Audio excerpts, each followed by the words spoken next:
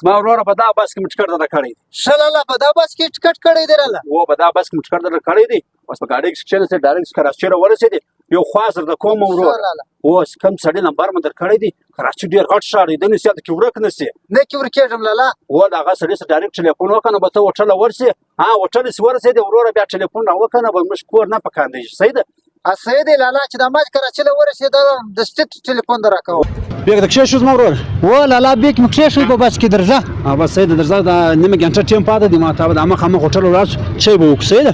صحیح دی درځه لالا چای به وکړو. سلام علیکم ورور. وعلیکم سلام.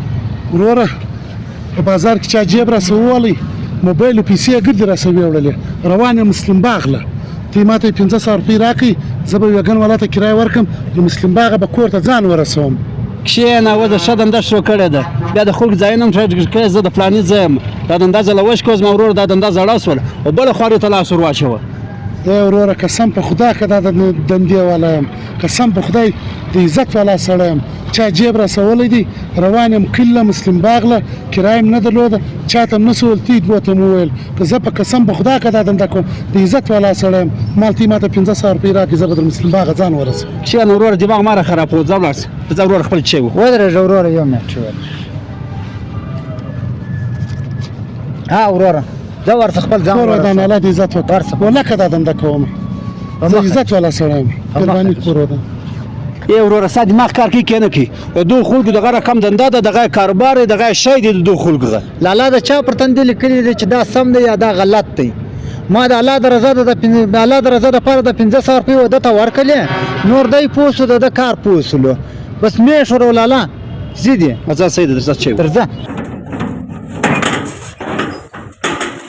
او لالا رالی لالا جوړ په خیر لالا څنګه خوشاله شکر دی خیر دی. لالا چیرې وې دومره وځنډېدې لمبر دې بند کړی کور والا ټول در پریشان و. بس زه دا په بازار کې چا جیب راسوی موبایل او پیسې دواړه راسوي وړو نو په دې مې موبایل بندلو. بیا تا پیسې له کومه کړې تر کوره پورې د ځان راورسوئ.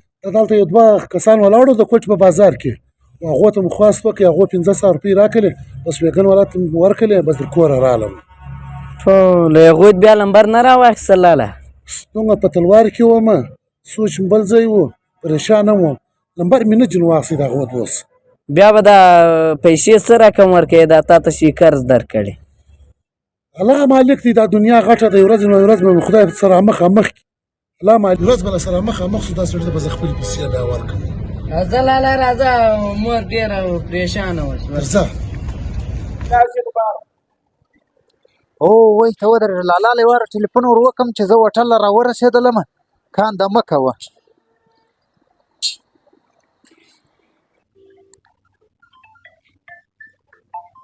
دا شراب خان ټلیفون راغی.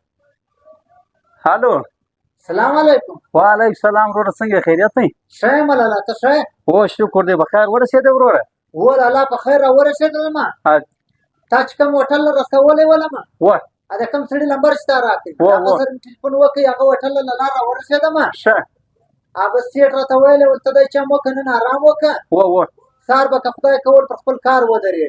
ځه ډېر ښه ده کړي کانده مه کوئ زه ښه په خیر راورسېدم. ځه شکر چې ته په خیر رسېدلی ډېر ښه. لالا یوه خبره هم درته کوله. خو دې وکړه څه ده ویل؟ هغه زما انډیوال مرویس پېژندې؟ خو دې پېژنم. هغه چې زه راتلم لالا ما ته ویلی ول که ته کراچۍ له ولاړې ما هم کار در سره ګوره. ښه نو ما کار ورله پیدا کړی دی لالا. ته که چیرې دورې د هغه د کلي خوا ته ولاړې هغه ته به ما چې ووایه چې شراب ویلې چې دغه د ستا لمبر بند و نو ما ستا ټلیفون وکاتی شراب ویلې چې راسپور ته ما تا له کار پیدا کړی دی. ځه صحیح ده بس ټیک شو بېغمه شه وروره زه کلي پخوا ولاړم ستا و یار میرویس ته به زه دا پیغام ور ورسوم که خدای کړي.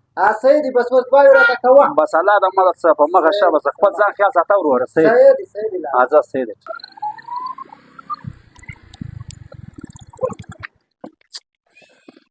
په دې باندې بیا څه وشو بیا صلی الله علیه وسلم یار